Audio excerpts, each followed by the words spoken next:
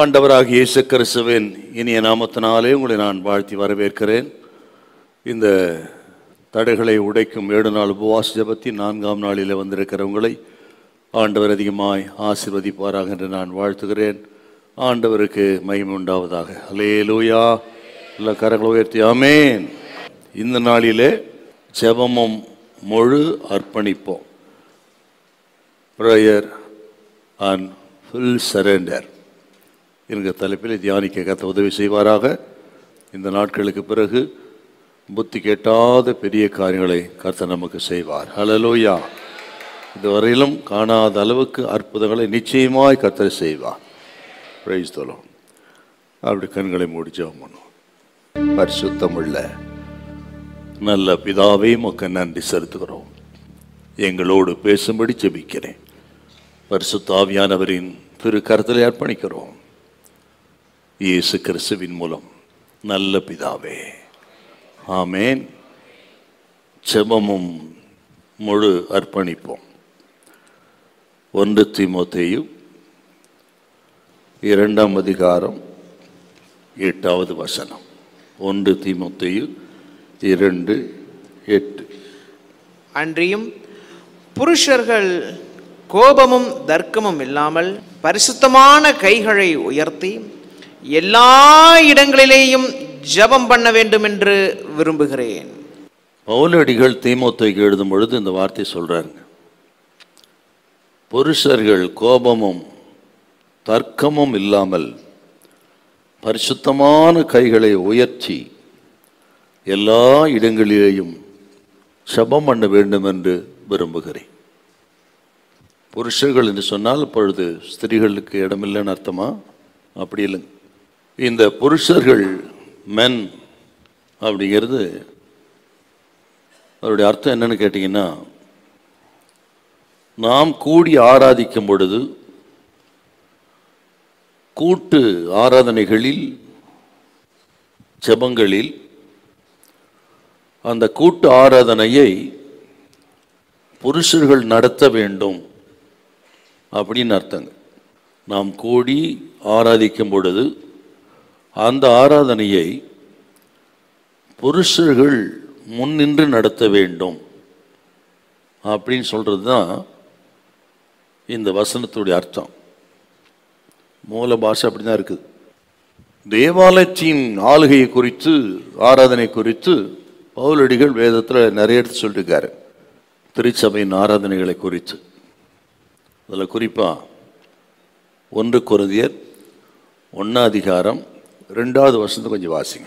கொரிந்துவிலே கிறிஸ்து இயேசுவுக்குள் பரிசுத்தமாக்கப்பட்டவர்களாயும் பரிசுத்தவான்களாகும்படி அழைக்கப்பட்டவர்களுமாயும் இருக்கிற தேவனுடைய சபைக்கும் எங்களுக்கும் தங்களுக்கும் ஆண்டவராய் இருக்கிற நம்முடைய கர்த்தராகிய இயேசு கிறிஸ்துவின் நாமத்தை எங்கும் தொழுது கொள்ளுகிற அனைவருக்கும் எழுதுகிறது. தொழுது கொள்ளுகிற அனைவருக்கும் அப்படின்னா திருச்சபையினுடைய ஆராதனை தான் சொல்றாருங்க.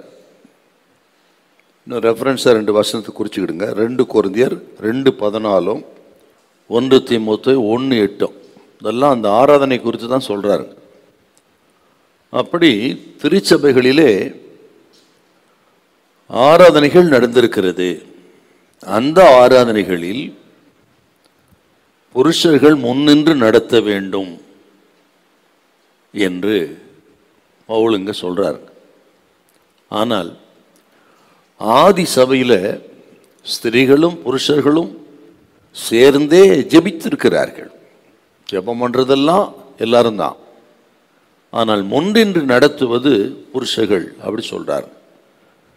நீங்கள் 1 கொரிந்தியர் 11ஆம் அதிகாரம் 4-5 வசனம். 1 கொரிந்தியர் 11:4-5.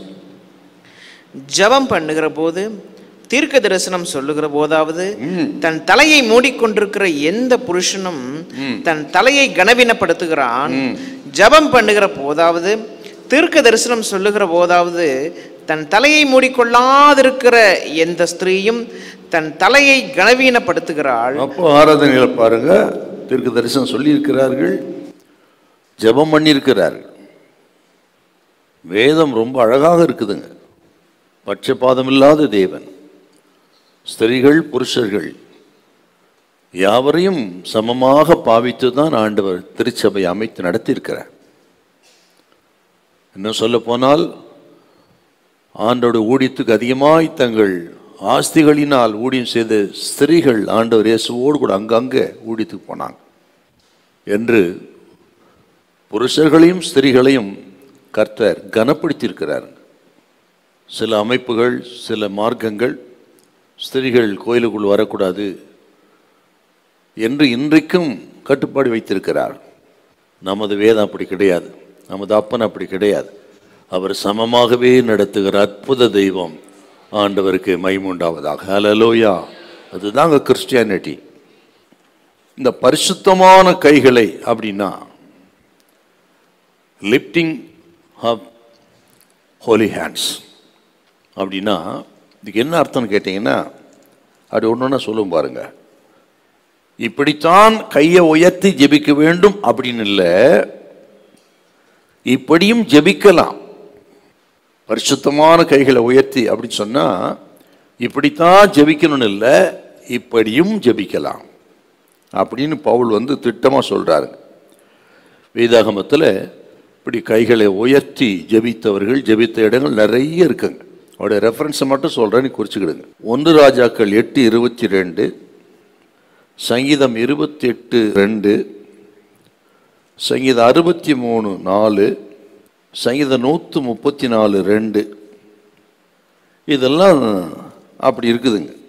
ஆகவே கைகளை கூப்பி கைகளை உயர்த்தி என்று வேதத்தில் பல இடத்துல நம்ம பார்க்கிறோம். ஆகவே இப்படித்தான் ஜெபிப்பது என்றல்ல, இப்படியும் ஜெபிக்கலாம் என்று தான் சொல்றார். புருஷர்கள் உங்கள் பரிசுத்தமான கைகளை உயர்த்தி நீங்கள் ஜெபம் பண்ணுங்கள். இது என்ன அர்த்தம்னு கேட்டீங்கன்னா, அந்த பரிசுத்தமான ஹோலி என்ற வார்த்தைக்கு மூல பாஷையில் இன் கிரீக் என்ன சொல்றதுன்னா ஹோசியோஸ் அப்படின்னு வருதுங்க. ஹோசியோஸ், ஹோசியோஸ், HOSIOS, ஹோசியோஸ் அப்படின்னா 2 அர்த்தம் அதுக்கு இருக்குது. கரைபடாத, அன்பொல்யூட்டட், கரைபடாத. 2வது மாசற்ற, அன்ஸ்டெயின் பை ஈவில், மாசற்ற, கரைபடாத, மாசற்ற. அப்படிப்பட்ட கைகளை உயர்த்தி நீங்கள் ஜெபம் பண்ணுங்கள். இந்த கைகள்ங்கிறது, ஹேண்ட்ஸ், கைகள்ன்றது என்ன அர்த்தம்னா நமது பரிசுத்தமான வாழ்க்கை குறிக்கிறது. பரிசுத்தமான கைகளை என்று சொன்னால் நமது பரிசுத்தமான வாழ்க்கையை குறிக்கிறது. ஹோலி ஆக்டிவிட்டீஸ், பரிசுத்தமான வாழ்க்கை, அதுதாங்க பரிசுத்தமான கைகள். இப்போ ஜபத்துக்கு நம்ம வரும்பொழுது, ஜபிக்கும் பொழுது சபையிலோ வீட்டில் எங்கே இருந்தாலும் நம்ம இருதயம் சுத்தமாக இருக்கணும், நமது கைகள் சுத்தமாக இருக்கணும், நமது வாழ்க்கை சுத்தமாக இருக்கணும். அப்படித்தான் ஆண்டவரை நோக்கி கூப்பிடணும். அப்போ தான் ஜபத்தை கேட்பாருங்க. இருதயத்தில் அக்கிரம சிந்தை கொண்டிருந்தேனானால் என் விண்ணப்பத்துக்கு கர்த்தர் செவிகொடார். இப்போ ஜபம் பண்ணும்போது இந்த சிந்தை நமக்கு வரணும். என் சிந்தை எப்படி இருக்குது? கர்த்தருக்கு பிரியமில்லாத சிந்தையாக இருந்து, கர்த்தருக்கு விரோதமான சிந்தையாக இருந்து ஜபம் பண்ணா கேட்க மாட்டான்றதை இருதயத்தில் அப்படியே எழுதணும். பேசிக் ட்ரூத் இது. ஜபம் கேட்கப்படுறது. ஏன் ஜபம் கேட்கப்படலைன்னா நம் கைகளில் சுத்தம் இல்லை, வாழ்க்கையில் சுத்தம் இல்லை, சிந்தையில் சுத்தம் இல்லை. ஆகவே ஜபம் கேட்கல. நம்ம ஜபம் கேட்கப்படாததுக்கு பல காரணங்களை சொல்கிறோம். நம்ம அவன் சரியில்லை, இவன் சரியில்லை, இன்னார் சரியில்லை, பொன்னார் சரியில்லை, சூழ்நிலை சரியில்லை, இந்த வீடே சரியில்லை, அப்புறம் நானே சரியில்லை அப்படின்னு சொல்கிறோம். கவனிக்கணுங்க. ஏன் நம்ம ஜபம் கேட்கப்படுறதில்ல? இருதயத்தில் அக்கிரம சிந்தை கொண்டிருந்தேனால் என் விண்ணப்பத்துக்கு கர்த்தர் செவி கொடுக்கவே மாட்டார்.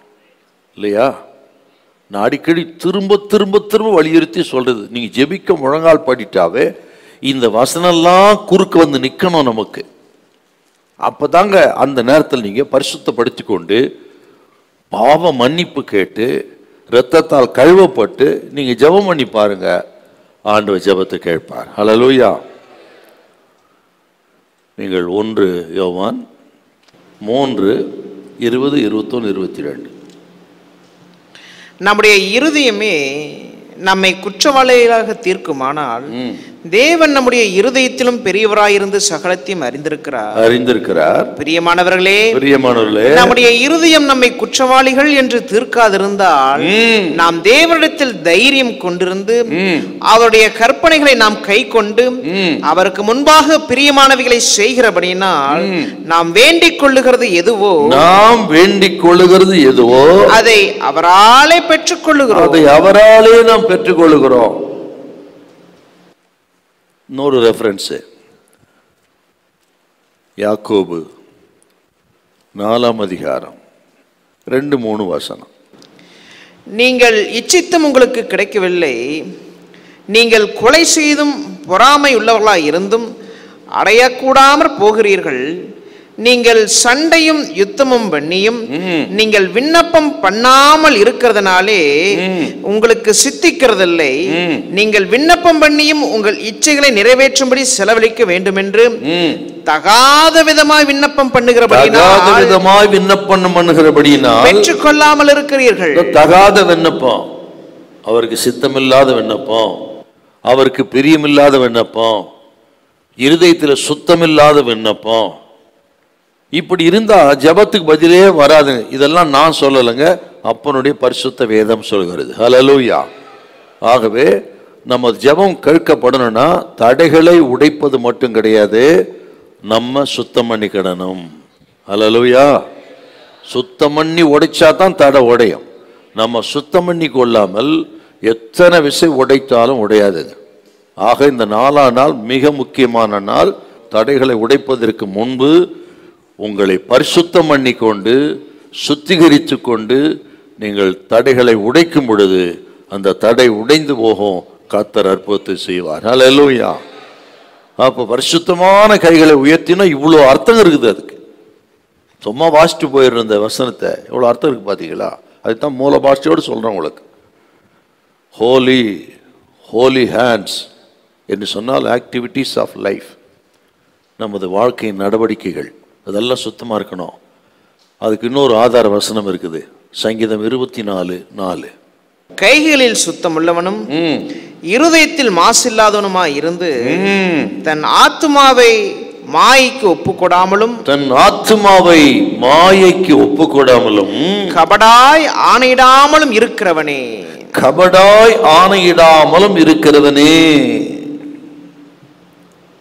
பார்த்தீங்களா? அருமையான வசனம் அது. சரிங்க, இன்னொரு வசனம் இருக்கு பாருங்க. 2 சாமுவேல் 22:21.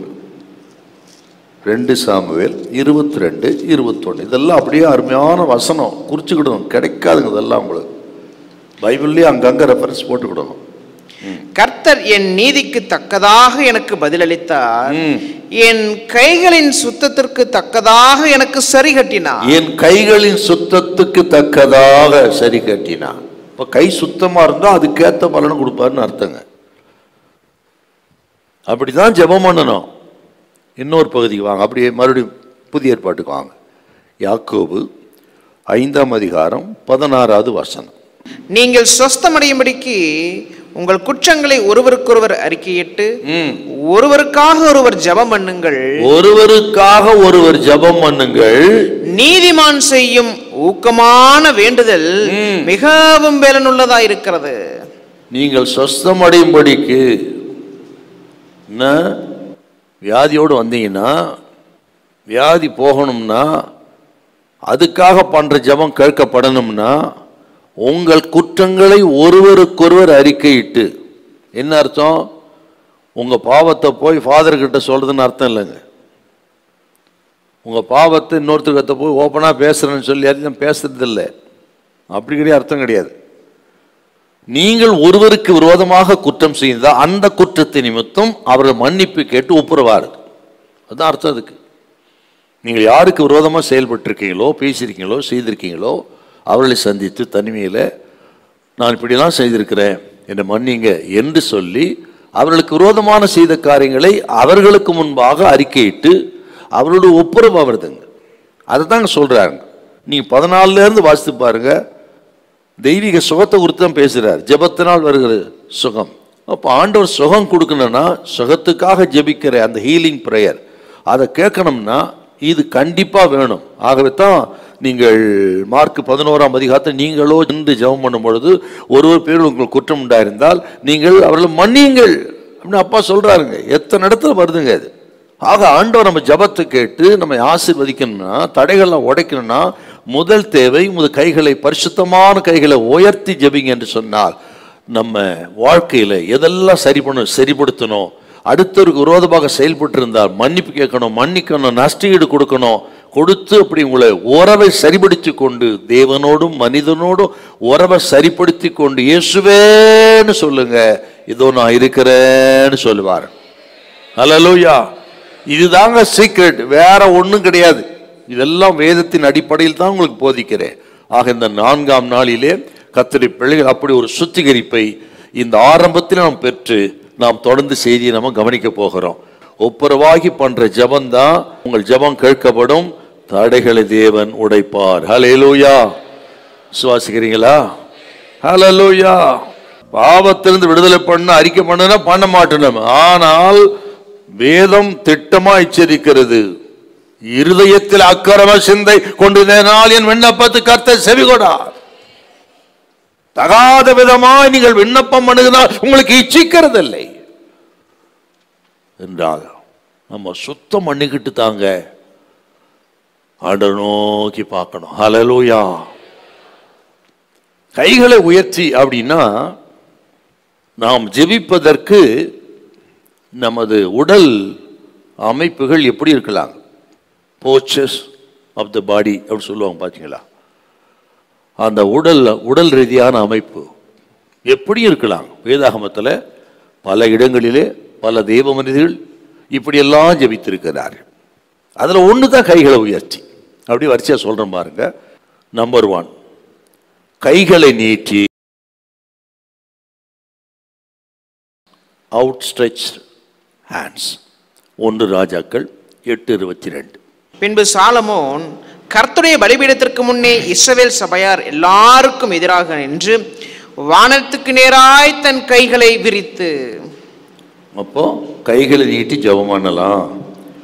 2வது முழங்கால் படியிட்டு, நீலிங், முழங்கால் படியிட்டு. தானியேல் 6:10.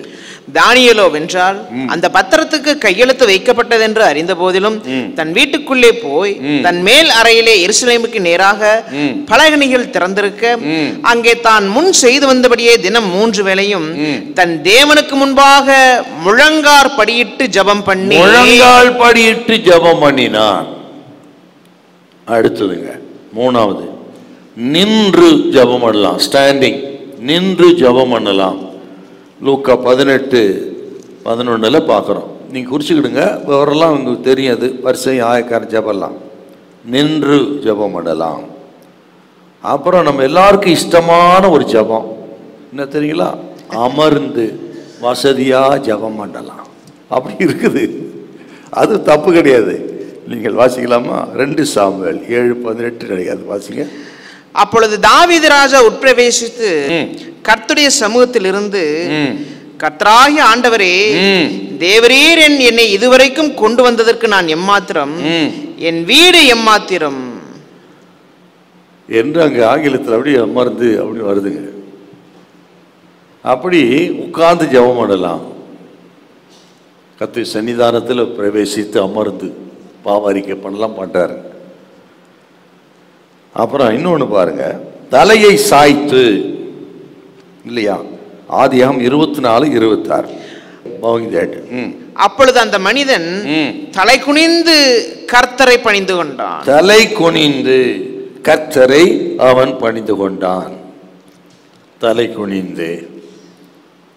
அப்புறம் கண்களை ஏறெடுத்து, யோவான் 17:1, கண்களை ஏறெடுத்து அப்படி குறிச்சுக்கிடுங்க. அதெல்லாம் தெரிஞ்ச பகுதி தான். லிப்டிங் த ஐஸ். அப்புறம் முகங்குப்புற விழுந்து, ஆதியாகமம் 17:3, அதை வாசிக்கலாமா? முகங்குப்புற விழுந்து. அப்பொழுது ஆபிராம் முகங்குப்புறம் விழுந்து வணங்கினான். பார்த்தீங்களா? ஆண்டவர் இயேசுவும் கெத்செமனே தோட்டத்தில் முகம் குப்புற விழுந்து 3 விசை ஜெபம் பண்ணினார். இப்படி வேதாகம் முழுவதும் கைகளை உயர்த்தி நின்று அமர்ந்து முகம் குப்புற விழுந்து தலைகளை தாழ்த்தி பல நிலைகளிலே ஜெபம் பண்ணியிருக்கிறார்கள். இதெல்லாம் ஜெபந்தாங்க. இதில் நம்ம கவனிக்க வேண்டியது என்னன்னா, நம் இருதயம் தேவனோடு இருக்கணுங்க. அதுதான் முக்கியம். கைகள் கால்கள் உட்கார்ந்து நின்று எப்படி ஜெபிக்கிறோம், ஆனால் நம் இருதயம் தேவனோடு நல்ல உறவில் இருக்கணுங்க. அதுதாங்க முக்கியம். நமக்கு இருதயத்தின் நிலை, இருதயம் சரியில்லாம நீங்க எப்படி ஜெபம் பண்ணாலும் பிரயோஜனம் இல்லை. இருதயம் சரி இருந்து இப்படியெல்லாம் ஜெபம் பண்ணாலும் உங்க ஜெபம் கேட்கப்படும். ஹல்லேலூயா, ஆமென். ஆகவே தான் இந்த நிலை, சரீர நிலை, இருதயத்தின் நிலை ரொம்ப முக்கியம். த போஸ்டர் ஆஃப் த ஹார்ட். பார்த்தீங்களா? அப்போ இந்த இடத்துல அருமையானவர்களே, நம்ம இருதயம் நல்லா சுத்தமாக இருக்கணும்.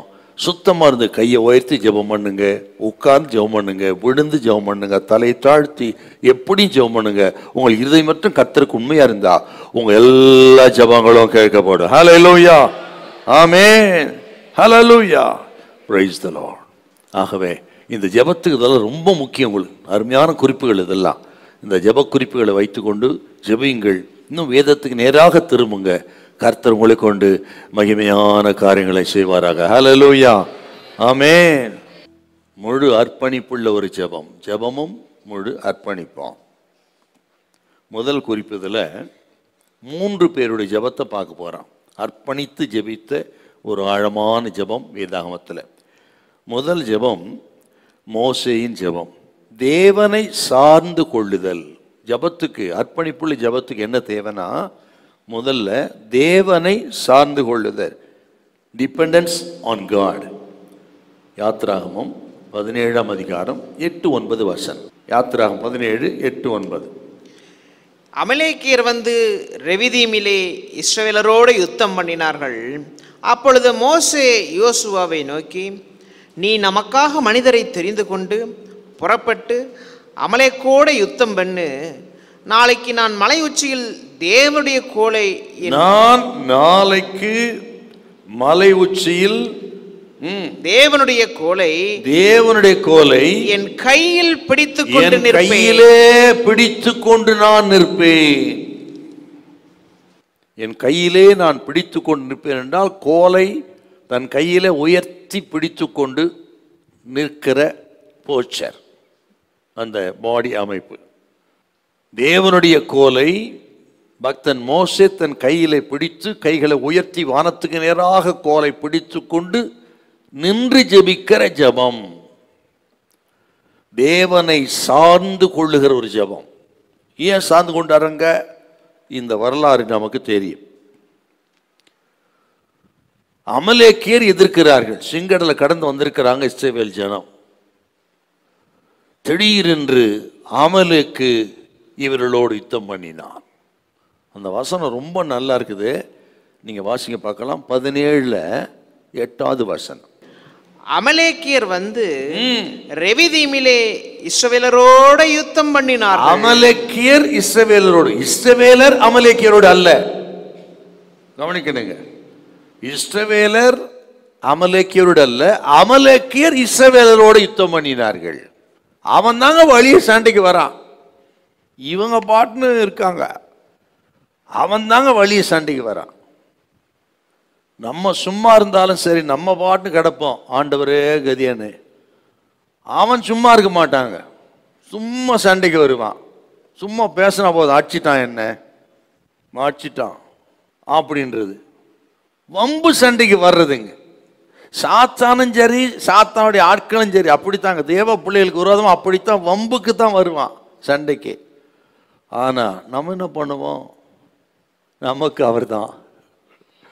அல்லேலூயா, ஆமென். அமலேக்கியர் இஸ்ரவேலரோடு யுத்தம் பண்ணினார். தேவஜனத்தை பார்த்தாவே சாத்தானுக்கு பிடிக்காதுங்க. தேவஜனம் ஆசீர்வாதமா இருக்கிறது, சந்தோஷமா இருக்கிறது, சமாதானமா இருக்கிறது, மகிழ்ச்சியா இருக்கிறது சாத்தானுக்கு பிடிக்கவே பிடிக்காது. கணவன் மனைவி மகிழ்ச்சியா சந்தோஷமா சிரித்து கொண்டு போறத பார்த்தா எதிர் வீட்டுக்காரனுக்கும் பிடிக்காது, சாத்தானுக்கும் பிடிக்காது, அவனுக்கு ஒருத்தனுக்கும் பிடிக்காது. போராளே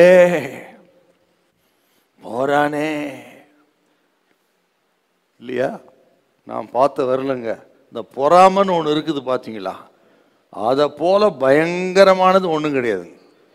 சும்மா ஒரு வீட்டு மேலே 2 செங்கல் வச்சுட்டா போதுங்க, வந்துடும் பாருங்க. உடனே போன் அடிப்பான் போலீஸுக்கு, கல்லெல்லாம் என் பக்கம் விடுது அப்படின்னு. அவன் ஏன் சொல்றான்? பொறாம.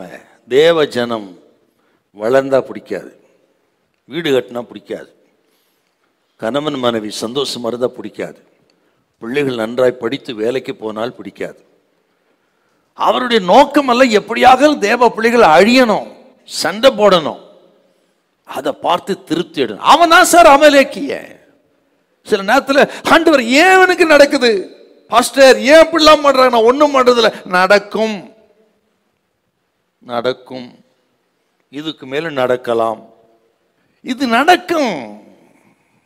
யோசேப்பின் சகோதரர்கள் தகப்பன் பல வருடமான அங்கி எடுத்து உடுத்து வித்தான், பொறாமை கொண்டு குடியில போட்டார். நடந்ததா இல்லையா உங்களுக்கு?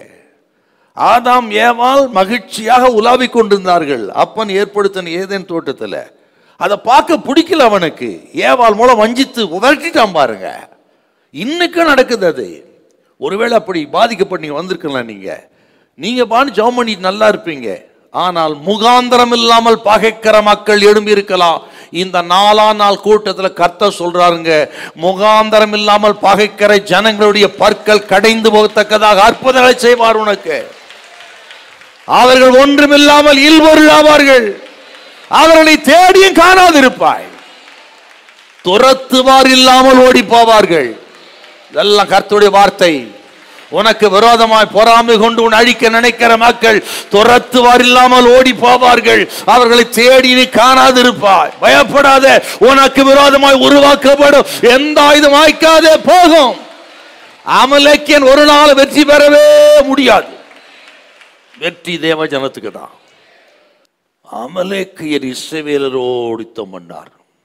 முதல்ல 2 விஷயத்தை பார்க்கணும். இந்த அமலேக்கியன் யார்? இவன் எப்பொழுது யுத்தம் பண்ண வந்தான்? Very simple. இந்த அமலேக்கியன் யார்? இவன் யாருன்னு கேட்டீங்கன்னா, சார் இவன் இஸ்ரவேலுக்கு சொந்தக்காரங்கவன், ரொம்ப நெருங்கின சொந்தம், ரத்த சொந்தங்கவன். ஆதியாகமம் 36ஆம் அதிகாரம் 12வது வசனம். ஆதியாகமம் 36:12. திம்னாள் ஏசாவின் குமாரனாகிய எலிப்பாசுக்கு மறுமனையாட்டியாய் இருந்து எலிப்பாசுக்கு அமலேக்கை பெற்றாள். திம்னாள் ஏசாவின் குமாரனாகி எலிப்பாசுக்கு.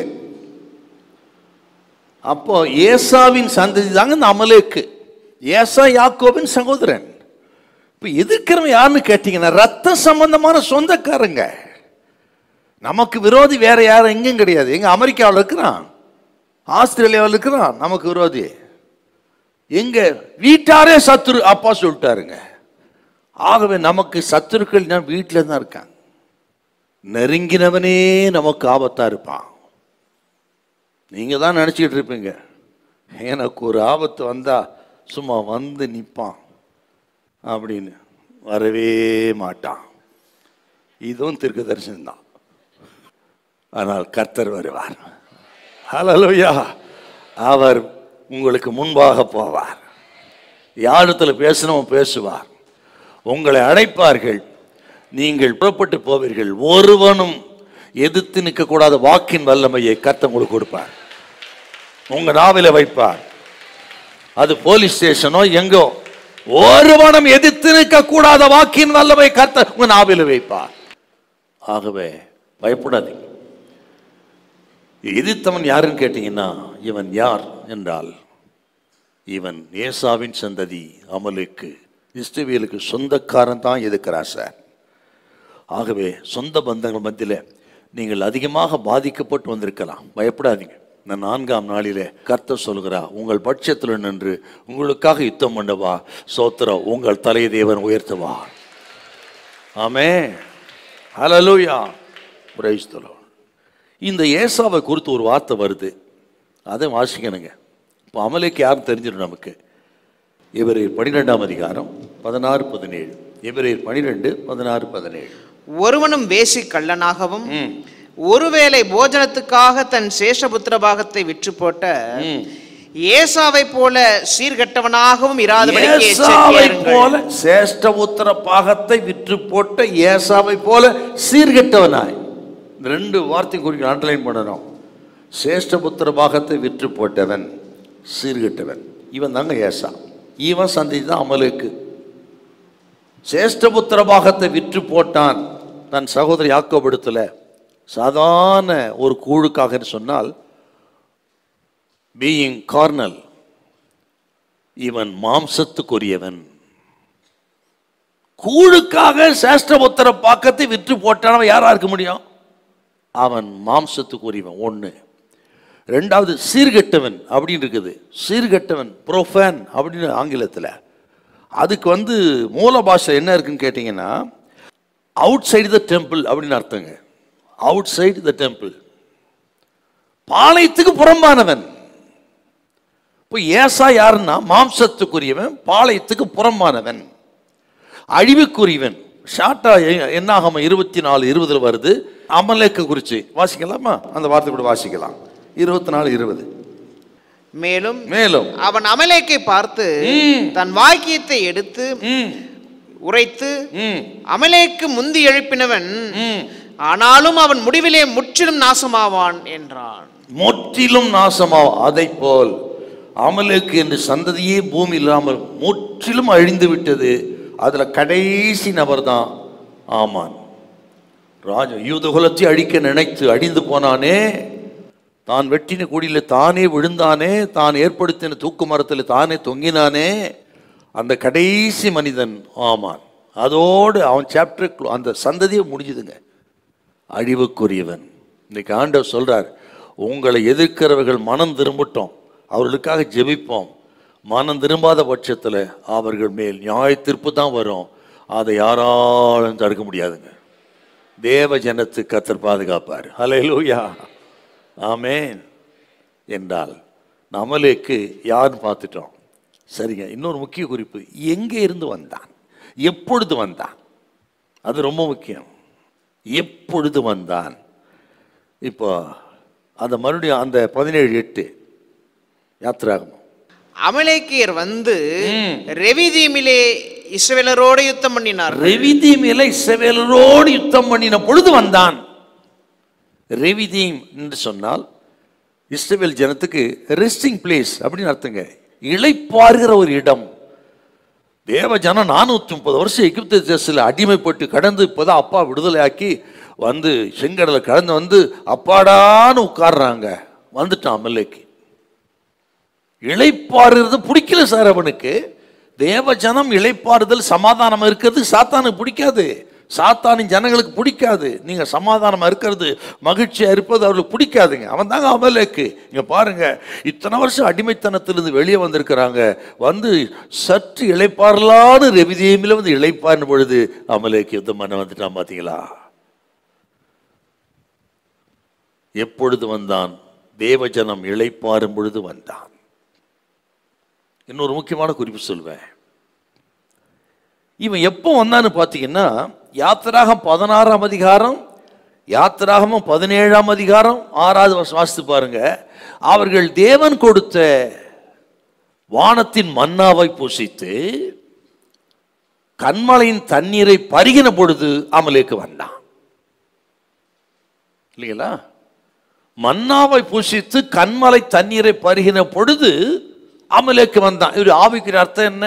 நீங்கள் வாசிக்கலாம். 1 கொரிந்தியர் 10ஆம் அதிகாரம் 3-4 வசனம். சூப்பரா இருக்கு அந்த இடம். 1 கொரிந்தியர் 10 3-4 வசனம்.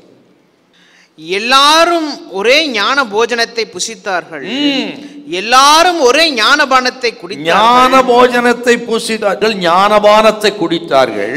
எப்படியெனில் அவர்களோட கூட சென்ற ஞான கன்மலையின் தண்ணீரை குடித்தார்கள். அந்த கன்மலை கிறிஸ்துவே.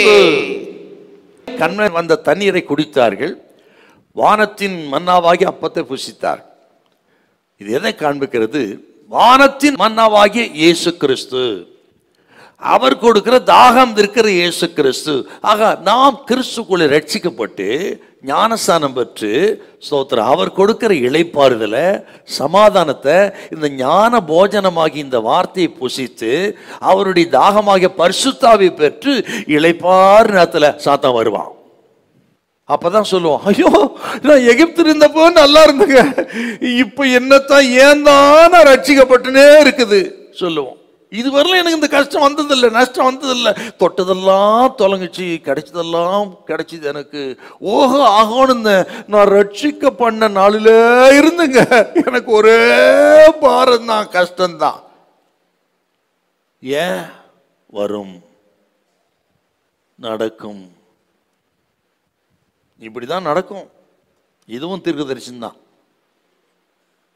நீங்கள் எல்லாம் மௌனமா இருக்கிறத பார்த்தா நம்ம கேள்விக்கு பதிலுங்க அது. ஏன் இயேசு கிறிஸ்துவை சொந்த ரட்சகராக ஏற்றுக்கொண்டு ரட்சிக்கப்பட்ட பிறகு எனக்கு ஏன் சோதனை அதிகம் கேட்கிறோமா இல்லையா? ஏன் எனக்கு சோதனை, ஏன் எனக்கு நஷ்டம்? ஆண்டவர் ஏற்றுக்கொள்ளுக்கு முன்பு அப்படி இல்லையே. இயேசுவை ஏற்றுக்கொண்ட பிறகுதானே எனக்கு அதெல்லாம். ஏனென்றால் இது நடக்கும். ஏனென்றால் நீங்கள் அவன் சேனையிலிருந்து இயேசுவின் சேனைக்கு வந்த பிறகு ஞான போஜனத்தை புசித்து ஞான பானத்தை குடித்தால் சாத்தான் வருவான். அப்படித்தான் இஸ்ரவேல் ஜனத்துக்கு வந்தான். அப்படித்தான் நமது வாழ்க்கையிலும் நம்மை எப்படியாகிலும் நஷ்டப்படுத்தலான்னு நினைப்பான். ஆனால் இந்த ரெவிதிமோடு அமலேக்கு போயிட்டான். அதன் பிறகு வரவில்லை. ஹல்லேலூயா. கர்த்தர் சொல்ற இந்த 4ஆம் நாளோட அமலேக்கு உன்னை விட்டு போவான். ஹல்லேலூயா, ஹல்லேலூயா. கர்த்தர் முழுமையான ஒரு வெற்றியை தருவார். இளைப்பாறும்படி தேவனுடைய சன்னிதானத்துக்கு வந்து ஞான போஜனமாகி இந்த வார்த்தை கேட்கிற தேவ ஜனமே, கர்த்தர் சொல்லுகிற அமலேக்கு இனி உன் வழியாய் வரமாட்டான். துஷ்டன் இனி உன் வழியாய் வருவதில்லை. ஹல்லேலூயா, ஹல்லேலூயா. உன் கைகள் சத்துருவின் படையின் மேல் இருக்கும். துஷ்டன் இனி உன் வழியாய் வரமாட்டான், வரவிட மாட்டான். ஏனென்றால் 24 மணி நேரம் இஸ்ரவேல் ஜனத்தோடு கூட இருந்த கர்த்தர் உன்னோடு கூட இருக்கிறார். மேக ஸ்தம்பம் அக்கினி ஸ்தம்பம் அவர்களோடு இருந்தால் இன்னைக்கு பரிசுத்த ஆவியாய் ஆண்டவர் இயேசு நமக்கோடு தேவ பிரசன்னம் நம்மோடு இருக்கிறார். ஒருவர் உன் வழியாய் வருவதில்லை. ஆமென். அவன் யார், அவன் எங்கே இருந்து வந்தான்? ஆக இந்த போராட்டம் நமக்கு இருக்குங்க. ஆனா இதுதான் நமது முடிவு அல்ல. முடிவு மகிமையா இருக்கும். இன்னைக்கு அப்படி நெருக்கத்தை வந்திருக்கலாம். ஆண்டு ஏற்றுக்கிறதுல கஷ்டம் நஷ்டம், அதுதான் வாழ்க்கையில் சகோதரியே சகோதரனே. உன் முடிவு மகிமையா இருக்கும். நீ பயப்படாத. ஹல்லேலூயா. இப்ப இருக்கிற மாதிரியே இருந்துடாது சூழ்நிலை. ஆண்டவர் தலைகளா சீக்கிரம் மாத்திருவாரு. கர்த்தர் உன்னோடு இருக்கிறான். ஓ ஹல்லேலூயா. நிச்சயமாகவே முடிவு உண்டு. உன் நம்பிக்கை வீண் போகாது. ஹல்லேலூயா. இது தேவ ஜனத்தினுடைய ஆசீர்வாதம், சுதந்திரம். நான் எல்லாமே அக்கார்டிங் டு ஸ்கிரிப்சர், வேதத்தின்படி தான் பேசுறேன். ஒரு கருத்தை சொல்லி அடுத்து குறிப்பாக்கணும். இஸ்ரவேல் ஜனம் எகிப்தில் இருந்த பொழுது எகிப்திலிருந்து விடுதலையாக்கினதும் செங்கடலை கடக்க செய்த யுத்தத்தை கர்த்தரே செய்தார். இவங்க யுத்தம் பண்ணல. இவங்க கையில் இந்த ஆயுதமும் கிடையாது. யுத்தம் பண்ணி பழக்கப்படலை. எல்லாம் அடிமைகளாய் 430 வருஷம் இருந்துட்டாங்க. யுத்தமே தெரியாது, எதிரிகளையும் தெரியாது, ஆயுதங்களும் தெரியாது அவங்களுக்கு. அந்த காலகட்டங்களிலே ஆண்டவரே யுத்தம் பண்ணி எகிப்திலிருந்து வெளியே கொண்டு வந்து செங்கடலையும் யுத்தம் பண்ணி அவர்களெல்லாம் செங்கடலை போட்டு கவிழ்த்து போட்டு சோத்தம் விடுதலையாக்கினார். இது ஒரு குறிப்பு. அடுத்து அமலேக்கை இவங்க தான் எதிர்த்து யுத்தம் பண்ணணுங்க. இதுவும் கிறிஸ்தவ வாழ்க்கையில் நாம் அறிந்து கொள்ள மிக முக்கியமான பாடம். மறுபடியும் சொல்கிறேன், எகிப்திலேயும் சரி செங்கடல் அருகேயும் சரி கர்த்தர் யுத்தம் பண்ணினார். இனி வருகிற அமலேக்கு யுத்தத்தை இஸ்ரவேல் ஜனம்தான் பண்ணணும். அப்படி ஆண்டவராகிய இயேசு கிறிஸ்து நமக்காக இந்த உலகத்துக்கு வந்து அவர் சிலுவைக்கு போய் சாத்தானின் தலையை நசுக்கி அந்த யுத்தத்தில் வெற்றி பெற்றார். இயேசு வெற்றி பெற்று அந்த வெற்றி நம் கையில் கொடுத்துருக்கிறார். இனி வருகிற யுத்தம் எல்லாம் நம்ம தான் செய்யணும். ஹல்லேலூயா. எல்லா நேரத்தையும் அவரே பண்ணிக்கிட்டு இருக்க மாட்டாருங்க இல்லையா? இனி வருகிற யுத்தங்களில் நம்ம தான் பண்ணணும். நாமே பண்ணிட்டு முழுமையாக விட்டுட்டு அமைதியாக இருக்க மாட்டார். பின்னாடி இருந்து பார்த்துக்கிட்டே இருப்பார். நமக்காக அவர் யுத்தம் பண்ணுவார். ஹல்லேலூயா. இதை நினைக்கும் பொழுதே என் இருதயத்தில் ரொம்ப மகிழ்ச்சியாக இருக்கிறது. நமது தேவன் நமது ஜனத்தின் மேல் எவ்வளோ பட்சமாக இருக்கிறார். நமக்காக யுத்தம் பண்ணுகிறவர், நமக்காக வழக்காடுகிறவர். நம்ம யுத்தத்தில் விட்டுட்டு எங்கே போயிடுறவர் இல்லை, கூடவே இருந்து பாதுகாத்து அவர் நமக்காக யுத்தம் பண்ணி வெற்றியை நமக்கு கொடுக்கிற தெய்வம். ஹல்லேலூயா. அவர் யுத்தம் பண்ணுவார், வெற்றி நமக்காக. ஆமே. யுத்தமா கலங்காதிருங்கள். நீங்கள் முன்னாடி நின்னாலும் சரி, பின்பக்கத்தில் இருந்து உங்களுக்காக வழக்காடி யுத்தம் பண்ணுகிற நமது ஆண்டவர் கர்த்தர். நல்ல கை உயர்த்தி ஹல்லேலூயா, பிரைஸ் தி லார்ட். அதையும் நம்ம இங்கே பார்க்குறோம். ஆகவே இப்படிப்பட்ட ஒரு நேரத்திலே தான் பக்தன் மோசே ஆண்டவரை சார்ந்து கொண்டார். தன் கரங்களை கோல் எடுத்துக்கொண்டு மலையின் மேல் போய் அந்த நாள் முழுவதும் அந்த கோலை உயர்த்தி பிடித்தவராகவே நின்றார். கோலை உயர்த்தின பொழுது பள்ளத்தாக்கிலே யோசுவா செய்த யுத்தத்திலே வெற்றி உண்டாயிற்று. தளர்ந்த பொழுது பின்னடை உண்டாகிறது. அந்த நேரத்தில் ஊரும் ஆரோனும் மோசேயின் கைகளை தாங்கினார்கள். கடைசியில் கை உயர்ந்து இருந்தது. முழுமையான ஒரு வெற்றியை கர்த்தர் கொடுத்தார். ஹல்லேலூயா. இது அர்த்தம், கையை உயர்த்தினது ஜெபம், ஜெபத்தை குறிக்கிறது, உபவாச ஜெபத்தை குறிக்கிறது. இன்னொரு விஷயம், ஏன் வானத்தை உயர்த்தினார்னா எபேசியர் 6ஆம் அதிகாரம் 12வது வசனம். எபேசியர் 6:12. ஏனெனில் மாம்சத்தோடும் இரத்தத்தோடும் அல்ல, துரைத்தனங்களோடும் அதிகாரங்களோடும் இப்பிரபஞ்சத்தின் அந்தகார லோகாதிபதிகளோடும் வான மண்டலங்களில் உள்ள பொல்லாத ஆவிகளின் சேனைகளோடும் நமக்கு போராட்டம் உண்டு. ஏன் கைகளை உயர்த்தினார்னா அது ஆவிக்குரிய அர்த்தம் என்னன்னு கேட்டீங்கன்னா, வானம் இடத்துல பொல்லாத ஆவிகள் சேனைகள் நமக்கு விரோதமாக யுத்தம் பண்ணுகிறது. அதை முறியடிப்பதற்குத்தான் அவர் கைகளை உயர்த்தினார் இல்லையா? பள்ளத்தாக்குங்கிறது பூமி நம்ம உலக பிரிக்கிறது. அப்போ வானத்தின உயர்த்தினர் என்பது அந்த பொல்லாத ஆவிகளின் சேனைக்கு விரோதமான யுத்தம். ஜெபம் பண்ணித்தான் அதை செய்யணுன்ற அற்புதமான ஒரு வெளிப்பாடை இங்கே நம்ம பார்க்குறோம். நம்ம நினைக்கிறோம் அவன் சரியில்லை, இவன் சரியில்லை, அவன் தான் காரணம், இவன் தான் காரணம். பயப்படாதீங்க, யாரும் காரணம் இல்லை. வானமது கிறிஸ்து பொல்லாத ஆவிகள் தான்.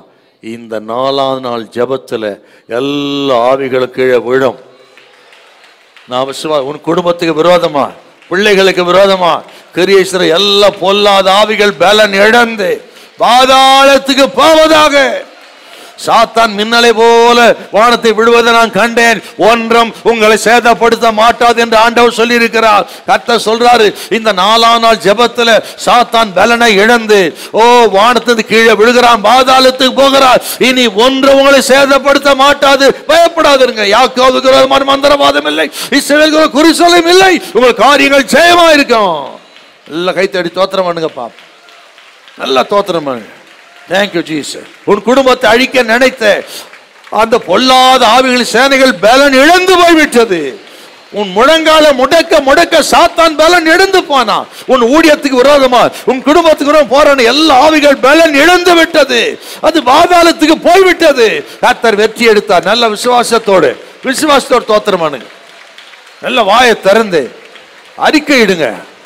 ஒன்றும் உங்களை சேதப்படுத்த மாட்டாது. சர்ப்பங்களை எடுப்பீர்கள், தேள்களை மிதிப்பீர்கள். சாவுக்கு ஏதுவான குடித்தாலும் சேதப்படுத்தாது. கர்த்தர் நம்மோடு இருக்கிறார். ஹல்லேலூயா, ஹல்லேலூயா, ஹல்லேலூயா, ஹல்லேலூயா. அந்த இடத்துக்கு தான் பக்தன் மோசே வெற்றி பெற்ற பிறகு யெகோவா நிசின்னு பேர் வைத்தார். யெகோவா நிசி என்றால் அவர் நமது ஜெயக்கொடியா இருக்கிறார். இந்த 4ஆம் நாளில் கர்த்தர் சொல்கிறார், அவர் நமக்கு நல்ல ஜெயக்கொடியா இருப்பார். உங்கள் காரியங்கள் ஜெயமா இருக்கும், பயப்படாதீங்க. ஹல்லேலூயா, ஹல்லேலூயா. தேவன் மீது ஆழ்ந்த நம்பிக்கை கொள்ளுதல், டீப் ட்ரஸ்ட் இன் காட். 2 ராஜாக்கள் 19ஆம் அதிகாரம் 14 19 வரலும். எசேக்கியா ராஜாவின் நாட்களிலே அவர் தேவனை நம்பி ஜெபித்த ஆழமான ஒரு ஜெபம். வாசிக்கலாமா? எசேக்கியா ஸ்தானாபதிகளின் கையிலிருந்து நிருபத்தை வாங்கி வாசித்த பின்பு அவன் கர்த்தரின் ஆலயத்திற்கு போய் அதை கர்த்தருக்கு முன்பாக விரித்து கர்த்தரை நோக்கி, கேருபீன்களின் மத்தியில் வாசம் பண்ணுகிற இஸ்ரவேலின் தேவனாகிய கர்த்தாவே, நீர் ஒருவரே பூமியின் ராஜ்யங்களுக்கெல்லாம் தேவனானவர். நீர் வானத்தையும் பூமியையும் உண்டாக்கினீர். கர்த்தாவே, உமது செவியை சாய்த்து கேளும். கர்த்தாவே, நீர் உமது கண்களை திறந்து பாரும். சனகரி ஜீவனுள்ள தேவனை நிந்திக்கும்படிக்கு சொல்லி அனுப்பின வார்த்தைகளை கேளும். கர்த்தாவே, அசீரிய ராஜாக்கள் அந்த ஜாதிகளையும் அவர்கள் தேசத்தையும் நாசமாக்கி அவருடைய தேவர்களை நெருப்பிலே போட்டுவிட்டது மெய்தான். அவைகள் தேவர்கள் அல்லவே, மனுஷர் கைவேலையான மரமும் கல்லும் தானே. ஆகையால் அவைகளை நித்தூளியாக்கினீர்கள். இப்போதும் எங்கள் தேவனாகிய கர்த்தாவே, நீர் ஒருவரே தேவனாகிய கர்த்தர் என்று பூமியின் ராஜ்யங்கள் எல்லாம் அறியும்படிக்கு எங்களை அவன் கைக்கு நீங்களாக்கி ரட்சியும் என்று விண்ணப்பம் பண்ணினான். அவர் ஜெபத்தை சொல்லும்போது இன்னொரு இடத்துல ரொம்ப டீப்பா இருக்கும். இதே ஜெபத்தை ஒரே வரியில முடிப்பார் பாருங்க. 2 நாளாகமம் 32:20. 2 நாளாகமம் 32:20. இது நிமித்தம் ராஜாவாகிய எசேக்கியாவும் ஆமோஸின் குமாரனாகிய ஏசாயா தீர்க்கதரிசியும் பிரார்த்தித்து வானத்தை நோக்கி அபயமிட்டார்கள். வானத்தை நோக்கி அபயமிட்டார்கள் அப்படின்னா கைகளை உயர்த்தி அபயமிட்டார்கள் அப்படின்னு அர்த்தம். 2வது இடம். தீர்க்கதரிசியும் ராஜாவும் தனக்கு ஆபத்து நெருங்கி இருக்கிறதை கண்டு கைகளை உயர்த்தி வானத்தை நோக்கி அபயமிட்டார்கள். வானத்தை நோக்கி அபயமிட்டான்னு பார்க்குறோம். நீங்கள் இன்னும் கொஞ்சம் டீப்பாக பாருங்களேன். அதில் பார்த்தீங்கன்னா எங்கேருந்து ஜெபம் பண்ணுறான்னு தெரியும் உங்களுக்கு. வானத்தை நோக்கி எங்கே இருந்து பாருங்க. நீங்கள் 2 ராஜாக்கள் 19ஆம் அதிகாரம் 15 வாசிங்கள. கர்த்தரை நோக்கி கேருபீன்களின் மத்தியில் வாசம் பண்ணுகிற இஸ்ரவேலின் தேவனாகிய கர்த்தாவே என்று ஆலயத்தில் வந்து உடன்படிக்கை பெட்டி கேருபீன்கள் மகாபரிசு ஸ்தலத்தில் இருக்குது. அவர்கள் மகாபரிசு ஸ்தலத்தில் இருக்கிற அந்த கேருபீனை நினைத்து மன்றாடி ஜெபம் பண்றாங்க. ஏன் சார் கேருபீன் மத்தியிலே அப்படின்னு சொல்றான்னு கேட்டீங்கன்னா, இந்த கேருபீன்கள் தான் பூலோகத்தில் ஆண்டவருடைய பாதங்கள்.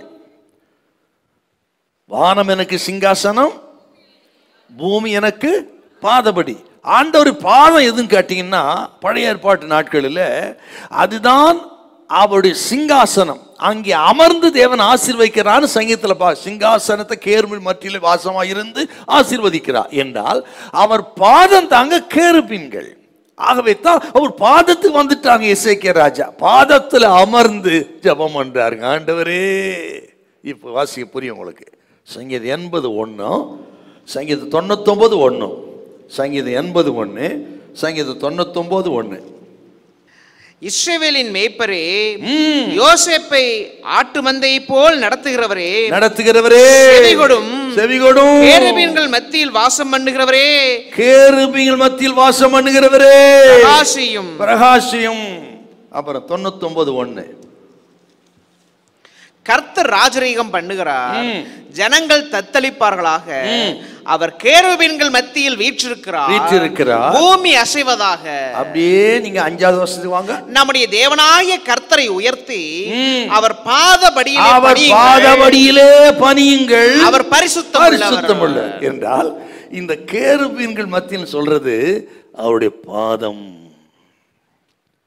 ஆகவே எசேக்கியா ராஜா ஒரு பாதத்துக்கு வந்து அந்த நிருபத்தை விரித்து வைக்கிறார்.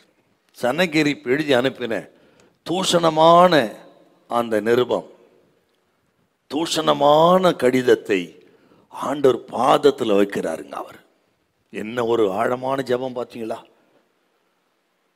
எவ்வளவு நம்பிக்கையான ஒரு ஜெபம் பாருங்க. இதுதாங்க அர்ப்பணிப்புள்ள ஜெபம்னு அர்த்தம். எசேக்கியா ராஜாவுக்கு ஜெபத்தின் மேல எத்தனை பெரிய ஒரு வாஞ்சை பாருங்க. இன்னும் கூட கொஞ்சம் டீப்பா சொல்றேன் உங்களுக்கு. ஏன் அங்க வந்து ஜெபம் பண்றாருன்னு, ஆண்டவரே நான் ராஜா தான், எனக்கும் ஒரு சிங்காசனம் இருக்குது, ஆனால் நீரோ ராஜாதி ராஜா, உங்க சிங்காசனம் அசையாத சிங்காசனம், அந்த சிங்காசனத்தை அழிக்க எவனுக்கு அதிகாரம் இல்லை. என்ன பாருங்க சாமி, நான் ராஜாவை இருந்தாலும் நீர் தான் எனக்கு ராஜாதி ராஜா. என் சிங்காசனம் நாளைக்கே மாறிடும். உங்க சிங்காசனம் அசையாத சிங்காசனம், என்றென்றைக்கு நிலைத்திருக்க சிங்காசனம். அந்த சிங்காசனத்தில் வீற்றிருக்கிறவரே, உமது பாதத்துக்கு நான் வந்திருக்கிறேன் சுவாமி, என் ஜெபத்துக்கு பதில் தாரும்.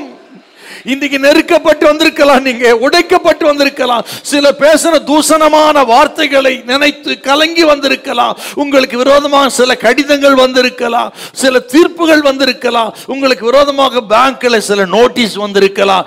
எதுவா இருக்கட்டுங்க, அந்த எசேக்கியா ராஜா தேவ சன்னிதானத்தில் வந்து பாதத்தில் அமர்ந்திருக்கிறது, அமர்ந்து சிங்காசனத்தை நோக்கி பார்த்தது போல இன்றைக்கு கர்த்தருடைய சிங்காசனமாக இந்த ஆலயத்துக்கு நீ வந்திருக்கீங்க. இங்க ஆண்டவர் நோக்கி, ஆண்டவரே என்று நீங்க கதறுவென்று சொன்னால் கர்த்தர் சொல்லுகிறார், இன்றைக்கு அவர் இறங்கி வருவார், சனகரிப்பை அழித்து நிர்மூலமாக்குவார், உங்கள் காரியங்கள் ஜெயமா இருக்கும், நீங்கள் யுத்தம் பண்ண மாட்டீங்க. ஒரே ராத்திரியில தூதனை அனுப்பி 1,85,000 பேரை நிர்மூலமாக்கி முழு வெற்றியை கொடுத்த ஆண்டவர் உங்களுக்கு வெற்றியை தருவார். தந்தா தோத்திரம் பண்ணுங்க. ஆமென். Thank you Jesus. அவர் சிங்காசனம் அசையாதது, அவர் என்றென்றைக்கு நிலைத்திருக்கக்கூடியவர், அவரே நீதியுள்ள நியாயாதிபதி, அவரே நமது ஜட்ஜி, அவரே நமது நீதியுள்ள நியாயாதிபதி. அவர் நமக்கு நியாயம் செய்கிறவர். மனுஷத்துல நியாயம் இருக்காது, உலகத்துல நியாயம் இருக்காது, ஆண்டவரத்துல தான் உண்மையான நியாயம் இருக்கும். உத்தமனுக்கு கர்த்தர் துணை, உத்தமனுக்கு நன்மையை வழங்காதுறார். உங்கள் காரியங்கள் நீதியா இருக்கும், கர்த்தர் நல்ல நீதியை கொடுப்பார், உங்களுக்கு நல்ல ஜட்ஜ்மெண்ட் கொடுப்பார். பயப்படாதுங்க. ஹல்லேலூயா. இதாங்க எசேக்கியாவுடைய விசுவாசமும் நம்பிக்கையும். நான் ஒரு பாதத்துக்கு வந்திருக்கிறேன், ஒரு கேரு மத்தியிலே வீட்டிருக்கிறவரே பார்த்து வந்திருக்கிறேன். என் சிங்காசனம்லாம் ஒன்றும் இல்லை சாமி, உங்கள் சிங்காசனம் தான் நிலைச்சி இருக்கக்கூடியதப்பா. சோத்திரம். அங்கே வீட்டிருக்கிற தெய்வமே பாருங்க, அவன் எப்படிலாம் எழுதி அனுப்பிச்சிருக்கான் பாருங்க. அப்பாவுக்கு வந்துச்சு பாருங்க ஒரு கோபம். ஏண்டா என் மகனுக்கு விரோதமா நீ வந்திருக்கிற, நீ பாரு என்ன பண்ற. ஒரே ஒரு தூதன் ஒரே ராத்திரியில் 1,85,000 வீரர்களை கொன்று குவித்து காலையில் எழுந்து பார்த்த வசனம் அப்படித்தான் இருக்குது. அதிகாலையில் சென்று பார்க்கும் பொழுது எல்லாரும் செத்து மடிந்து கிடந்தார்கள். யுத்தம் பண்றதுக்கு ஒரு ஆளும் இல்லை, புகைக்காடாய் காணப்பட்டது. அல்லேலூயா. அந்த இடத்துக்கு எழுதப்பட்ட சங்கீதம் தான் 46ஆம் சங்கீதம். அந்த 46ஆம் சங்கீதத்தை சொல்லப்பட்ட வார்த்தை இன்றைக்கு வந்திருக்கிற 4ஆம் நாளில் வந்திருக்கவங்களுக்கு தீர்க்க தரிசனமாக கர்த்தர் சொல்றார். 46 என்ன சொல்லுது, 6-7 வசனத்தை வாசித்து பாருங்க. அவர் யுத்தங்களை ஓய பண்ணுவார், ஈட்டியை முறிப்பார், வில்லை ஒடிப்பார், ரதங்களை நெருப்பினால் சுட்டரிப்பார். நீங்கள் அமர்ந்திருந்து நானே தேவன் என்று அறிந்து கொள்ளுங்கள், நான் ஜாதிகளுக்குள்ளே உயர்ந்திருப்பேன், பூமியிலே உயர்ந்திருப்பேன். உங்கள் யுத்தங்களை ஓய பண்ணுகிற ஆண்டவர் இங்க வந்திருக்கிறார். உங்கள் யுத்தங்கள் ஓய்ந்து போகும்.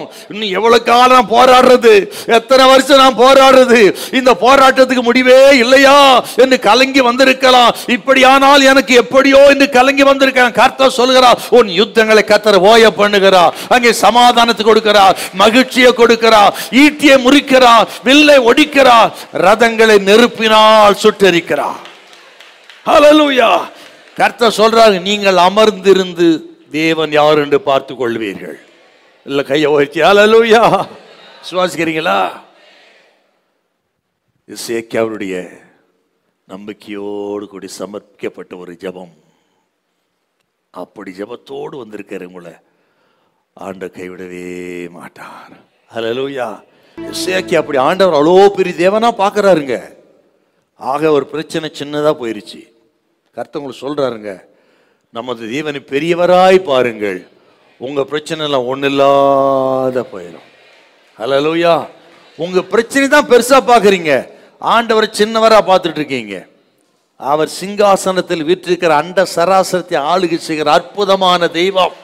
ஹல்லேலூயா. ஒருவரும் கண்டிராதவரை காணக்கூடாதமாகிய தெய்வம். ஹல்லேலூயா. யுத்தத்தில் வல்லவர், சேனைகளின் கர்த்தர், அவரால் ஆகாத காரியம் ஒன்றுமில்லை. அவரே பராக்கிரமசாலியா இருக்கிறார். எவரையும் மேன்மைப்படுத்த பலப்படுத்த ஒரு கரத்தினால் ஆகும்.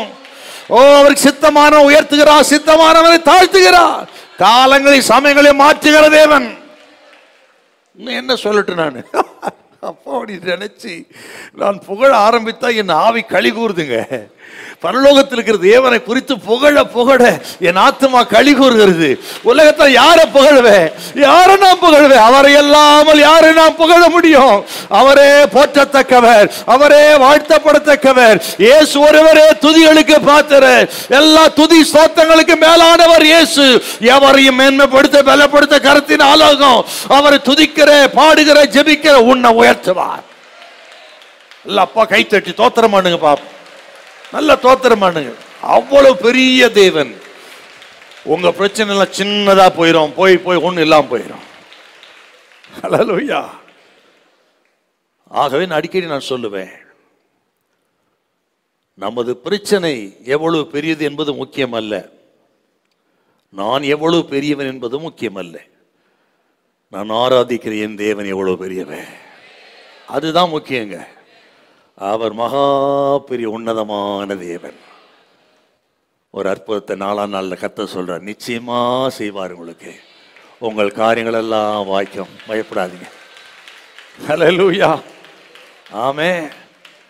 ஒருத்தர் ஒரு குடும்பம் வந்தாங்க நேற்று ஆராதனை முடிந்த பிறகு. அவங்க சொன்னாங்க, நீ தான் ஃபர்ஸ்ட் டைம் வந்திருக்காங்க. அவங்க ஒரு கேள்வியோடு வந்தாங்களாம், ஆண்டவரே நீர் எங்களோடு கூட இருக்கீங்களா சுவாமி, இருந்ததெல்லாம் நடக்குமா, என் கூட இருக்கிறது உண்மைதானா?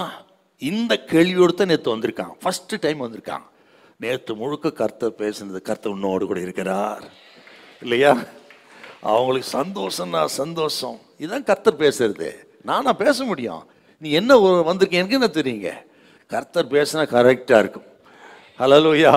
இன்றைக்கு உங்களோடு கர்த்தர் பேசியிருக்கிறா. என் பிரச்சனை பெரிதல்ல, நான் பெரியவன் அல்ல, நான் ஆராதிக்கிறேன் இயேசு பெரியவன். Hallelujah. Hallelujah. Praise the Lord. ஒரு கருத்தை சொல்லி இன்னொரு குறிப்பை சொல்லி முடிக்கலாம். எசேக்கியா ராஜாவின் நாட்களில் அவருக்கு இருந்த 3 பிரச்சனைங்க. தேசம் 3ஆக பிரிந்திருந்தது. 2 ராஜாக்கள் 18, 19, 20 வாசித்து பாருங்க. 2 நாளாகமம் 32 வாசித்து பாருங்க.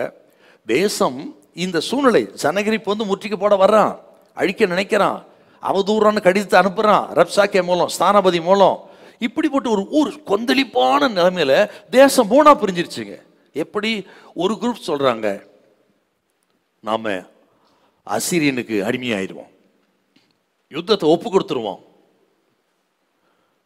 அழிக்க நினைக்க வந்திருக்கிற அசீரியனுக்கு நம்மை ஒப்பு கொடுத்து விடுவோம். ஒரு குரூப் ஆஃப் பீப்புள் சொல்றாங்க. இன்னொரு குரூப் ஆஃப் பீப்புள் சொல்றாங்க, எகிப்தின் உதவி நாடி போவோம், நம்ம எகிப்தின் உதவி நாடி போவோம் அப்படின்னு ஒரு குரூப் சொல்லுது. ஒரு மைனாரிட்டி, ஒரு சின்ன சிறிய ஒரு பிரிவு என்ன சொல்றாங்கன்னா, நாம் தேவனை சார்ந்து கொள்ளுவோம். அது மைனாரிட்டி தான். மெஜாரிட்டி எல்லாம் சொல்லுது எகிப்து உதவி நாடி போவோம், அசீரியன் கையில ஒப்புடு, நமக்கு ஏன் வம்பு? ஆனா இந்த மைனாரிட்டி சொல்லுது, இல்லை இல்லை, நாம் தேவனை சார்ந்து கொள்வோம், வெற்றி கர்த்தர் கொடுப்பார்னு. உடனே எசேக்கியா ராஜா தேவனை சார்ந்து கொண்டார். ஒரே ராத்திரில வெற்றியை கர்த்தர் கொடுத்தார். ஹல்லேலூயா. ஆமென். செங்கடலுக்கு முன்பு இதே பிரச்சனை தாங்க இஸ்ரவேல் ஜனத்துக்கு. அவங்களுக்கு இதே பிரச்சனை. என்ன? 3 வழி இருந்தா அவங்களுக்கு. குறுக்க செங்கடல், 2 பக்கம் மலை, பின்னாடி துரத்திட்டு வரான், தப்பிக்கவே முடியலங்க. அங்கே இதே 3 வழி இருக்கு அவங்களுக்கு. ஒன்று எகிப்தியனுக்கு ஒப்பு கொடுப்பது, அல்லது யுத்தம் பண்றது. இது 2மே ஆபத்து. ஒப்பு கொடுத்தா மறுபடியும் அடிமைத்தனம் தான், வாழ்வே கிடையாது. ஈத்து யுத்தம் பண்ண முடியுமா?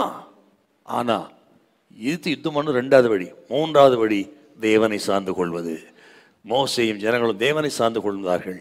செங்கல் மத்தியில் ஒரு வழியை திறந்தார். அவர்கள் கடந்து போனார்கள். எதிர்த்து வந்த எகிப்தியனை கடலின் ஆழத்தில் கல்லறை வெட்டினார் கர்த்தர். ஹல்லேலூயா. பார்த்தீங்களா? இன்றைக்கும் பல நெருக்கங்களோடு வந்திருக்கலாம், எப்பக்கம் நெருக்கப்பட்டு வந்திருக்கலாம். தேவனை சார்ந்து கொள்ளுங்கள். எசேக்கியா ராஜாவை போல, மோசே போல, இஸ்ரவேல் ஜனத்தை போல எல்லாவற்றையும் விட்டுட்டு அவனுக்கு எகிப்து உதவி நாடி போறது, அது இதெல்லாம் விட்டுருங்க. ஆண்டவரை சார்ந்து, ஆண்டவரே நீர் எங்களை கொடுத்து எங்களை நடத்தும், எங்களை வழிநடத்தும், உம்மைத்தான் நம்பி வந்திருக்கேன் என்று ஆண்டவரை நம்பி சோத்திரம். இந்த ராத்திரி 4ஆம் நாள்ல சாஷ்டாங்கமா ஒரு பாதத்தில் விழுங்க. சோத்திரம். வெற்றி உங்களுக்கு தான். கர்த்தர் ஒரு அற்புதத்தை உங்களுக்கு நிச்சயமா செய்வார். ஹல்லேலூயா. விசுவாசிக்கிறீங்களா? Praise the Lord. இந்த சனகரிப்பு வந்து என்ன ஆனான்னு ஒரு வசனம் இருக்குதுங்க. 2 நாளா 32:21 அப்படி எடுத்து வந்த ஒரே ராத்திரில 1,80,000 செத்தானா? அவன் தோற்று போனவன் செத்த முகமாய் போனான். போன இடத்துல செத்தே போனான். நான் சொன்ன சொல்றீங்களா? அப்படியே செத்த முகமாய் போனான், போன இடத்துல செத்தே போனான். ஆமே. உனக்கு விரோதமாக ஏவன் எழும்பினாலும் சரி, செத்த முகமா போவான். ஹல்லேலூயா! இது தேவ பிள்ளைகளின் சுதந்திரம், ஊழியக்காரனை சுதந்திரம் இது. ஹல்லேலூயா! செத்த முகமாய் போனான், செத்தே போனான். இனி அவன் வரவில்லை. துஷ்டன் இனி உன் வழியாய் வருவதில்லை. 3 அர்ப்பணிப்புள்ள ஜெபம். 3வது, அப்பன் இயேசு கெத்செமனே தோட்டத்தில் ஜெபிச்ச அற்புதமான ஜெபம். அற்புதமான ஜெபம். மத்தேயு 26:39. சற்று அப்புறம் போய் முகங்குப்புற விழுந்து, என் பிதாவே, இந்த பாத்திரம் என்னை விட்டு நீங்க கூடுமானால் நீங்கும்படி செய்யும். ஆகிலும் என் சித்தத்தின்படி அல்ல, உம்முடைய சித்தத்தின்படியே ஆக கடவது என்று ஜெபம் பண்ணினார். சிலுவைக்கு போவதற்கு முன்பு நமது ஆண்டவர் இயேசு கிறிஸ்து கெத்செமனே தோட்டத்தில் ஜெபிச்ச அற்புதமான ஒரு ஜெபம். தேவ சித்தத்துக்கு அர்ப்பணித்து ஜெபித்த ஜெபம். Yielding to God's will. தேவ சித்தத்துக்கு ஒப்பு கொடுத்து அர்ப்பணித்து ஜெபித்த அற்புதமான ஜெபம். அந்த ஜெபத்தின் ஆழம் தான் எபிரேயர் 5:7. அவர் மாம்சத்தில் இருந்த நாட்களில் பலத்த சத்தத்தோடும் கண்ணீரோடு விண்ணப்பம் பண்ணினார் என்று அங்க நம்ம பார்க்கிறோம். அப்படி இயேசு கிறிஸ்துவின் கெத்செமனே தோட்டத்துடைய இந்த ஜெபம் அற்புதமான ஒரு ஜெபங்க. கடைசி ராபோஜனம் முடிந்து எருசலேம் வீதி வழிகள் வந்து கீதரோன் பள்ளத்தாக்கை ஊர்வ நடந்து, அந்த கீதரோன் பள்ளத்தாக்கு அந்த பகுதியில் ஒலிவ மரம், ஒலிவ மரத்தின் ஒலிவ மலையினுடைய அடிவாரம் தான் கெத்செமனே தோட்டம். அந்த காலத்து பணக்காரர்கள் ஒரு ரிசார்ட் போல வைத்திருந்திருக்கிறார்கள். அங்கேதான் ஆண்டவர் இயேசுக்கும் சீஷர்களுக்கு ஜெபிக்கும்படி அவங்க இடம் கொடுத்துருக்கிறாங்க. அந்த தோட்டத்தை வச்சிருந்தவன் அதான் கெத்செமனே தோட்டம். அங்கே ஆண்டவர் இயேசு கிறிஸ்து தான் அந்த சீஷர்களோடு வந்தார். அந்த காட்சி அப்படியே மனசில் வைக்கணுங்க. சுருக்கமாக சொல்லுவேன், கவனிக்கணும். 11 சீஷர்கள் வருகிறார். ஒருத்தன் யூதாஸ் காரியத் போயிட்டான் காட்டி கொடுக்கறதுக்கு. 11 சீஷர்கள் அந்த கெத்செமனே தோட்டத்துக்கு வந்த உடனே ஆண்டவர் இயேசு 8 பேர் தனியாக பிரித்து அந்த தோட்டத்தினுடைய என்ட்ரன்ஸ் நிறுத்துற, இங்கே இருக்கப்பா. யோவான், யாக்கோபு, பேதுரு 3 பேரையும் தோட்டத்துக்கு உள்ளே அழைத்து கொண்டு போகிறார். சற்று தூரம் போன உடனே இந்த 3 பேரை பார்த்து, நீங்கள் இங்கே இருந்து ஜெபம் பண்ணுங்கள் என்று சொல்லிவிட்டு அவர் அங்கிருந்து சற்று தூரம் போய், லூக்கா சொல்லுகிறார், சற்று கல்லெறி தூரம் போய் இயேசு முகம் குப்புற விழுந்து ஜெபித்தார் அப்படி சொல்றார். அங்கே போய் இயேசு ஜெபம் பண்ணினார். இப்போ அந்த பகுதி வாசிப்போம். லூக்கா 22ஆம் அதிகாரம் 40 சில வார்த்தைகள். அவ்விடத்தில் சேர்ந்த பொழுது அவர் அவர்களை நோக்கி, நீங்கள் சோதனைக்குட்படாதபடிக்கு ஜெபம் பண்ணுங்கள் என்று சொல்லி அவர்களை விட்டு கல்லெறி தூரம் அப்புறம் போய் முழங்காற்படியிட்டு, பிதாவே, உமக்கு சித்தமானால் இந்த பாத்திரம் என்னை விட்டு நீங்கும்படி செய்யும். ஆயினும் என்னுடைய சித்தத்தின்படி அல்ல, உம்முடைய சித்தத்தின்படியே ஆக கடவது என்று ஜெபம் பண்ணினார் என்று 3 விசை ஆண்டவர் ஜெபம் பண்றாருங்க. அந்த வியாகுலம், என் ஆத்மா மரணத்துக்கு எதுவான துக்கம் கொண்டிருக்கிறது என்று ஆண்டவர் சொன்னாரே, அப்படிப்பட்ட வியாகுலமான ஒரு ஜெபம், ஆகனி பிரேயர். அந்த நேரத்தில் அந்த ஜெபம் அவருடைய வேர்வை ரத்தத்தின் பெருந்துளிகளாய் நிலத்தில் விழுகிற அளவுக்கு அப்பா ஜெபம் பண்ணாருன்னா அந்த ஜெபம் எப்படிப்பட்ட ஜெபமா இருக்கணுங்க. அதுதான் எபிரேயர் நிருபத்தை எழுதணும் சொல்றார். மாம்சத்தில் இந்த நாட்களில் பலத்த சத்தத்தோடும் கண்ணீரோடு விண்ணப்பம் பண்ணினார். அப்படிப்பட்ட ஜெபத்தை யாரும் பண்ணியிருக்க முடியாது. உலகத்தில் இதுவரையிலும் அந்த ஜெபத்தை யாரும் பண்ணல. அதுக்கு முன்னும் இல்லை பின்னும் இல்லை, இனி இருக்க போறதில்லை.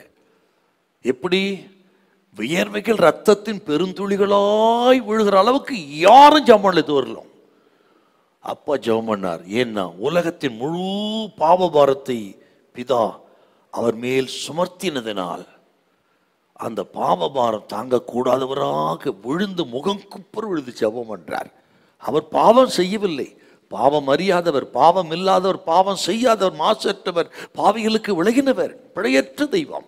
ஆனால் முழு உலகத்தின் பாவத்தை அவர் மேல் சுமத்தி அவர் பாவமாக்கினார் பிதா. அந்த பாவ பாரம், உலகத்தினுடைய பாவ பாரம் தாங்க முடியாதவராய் அந்த வேர்வை ரத்தத்தின் பெருந்துளிகளா பூமியிலே விழுந்தது. அப்பதான் அந்த ஜெபம் பண்றார், பிதாவே இந்த பாத்திரம் என்னை விட்டு நீங்க கூடுமானால் நீங்கும்படி செய்யும், ஆகிலும் என் சித்தத்தின்படி அல்ல உமது சித்தத்தின்படியே ஆக கடவுள். இந்த பாத்திரங்கள் சொல்றது தேவ கோபாக்கினை. அதுக்கெல்லாம் வசனம் இருக்குதுங்க.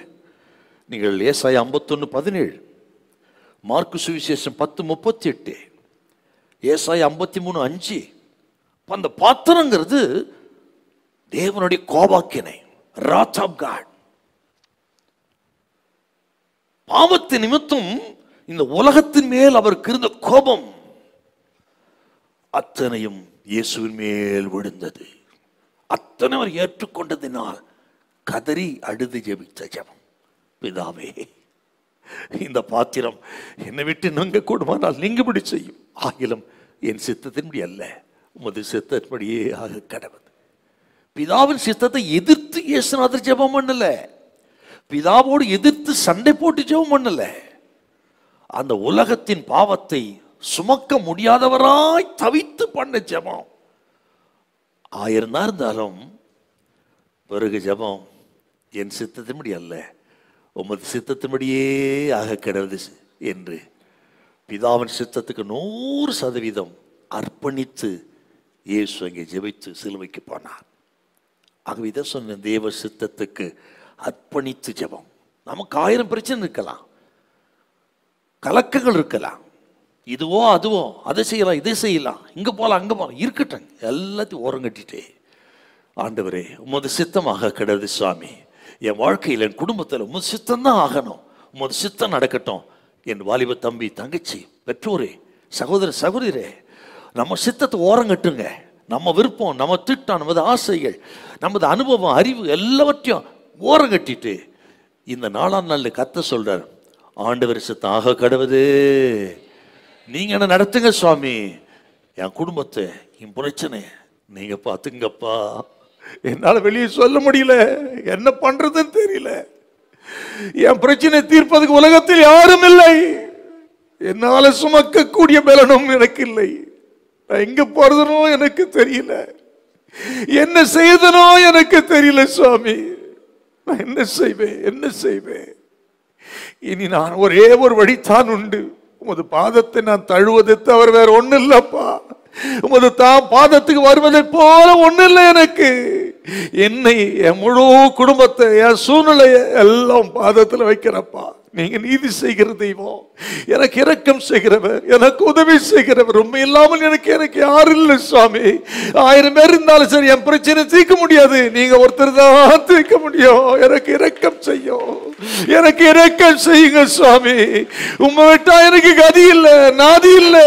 ஆண்டவரே உன் பாதத்துக்கு நான் வருகிறேன் என்று தேவ சித்தத்துக்கு, பிதாவின் சித்தத்தை ஆண்டவர் சித்தத்துக்கு ஒப்பு கொடுத்து பாதத்தை பற்றி கொண்டால், அவர் சித்தத்துக்கு ஒப்பு கொடுத்து விட்டால் பயப்படாத, நீ போய் அமைதியா தூங்கலாம். கர்த்தர் பார்த்துக்கிடுவாரு, கர்த்தர் பார்த்துக்கிடுவாரு, கர்த்தர் பார்த்துக்கிடுவாரு. உன் கண்ணீர் வீணா போகாது, உன் கவலை வீணா போகாது.